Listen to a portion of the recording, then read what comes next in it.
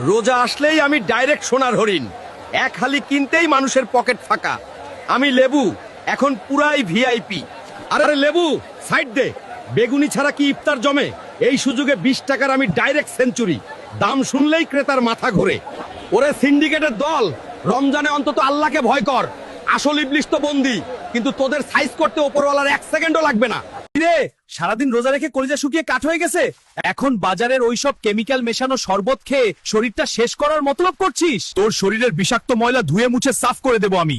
ইলেকট্রোলাইটের এমন পাওয়ার তোকে আর কেউ দিতে পারবে না। মনে রাখিস, তোর কলিজা ঠান্ডা করতে আর এনার্জি ফিরিয়ে দিতে এই ডাবই হচ্ছে আসল ডন।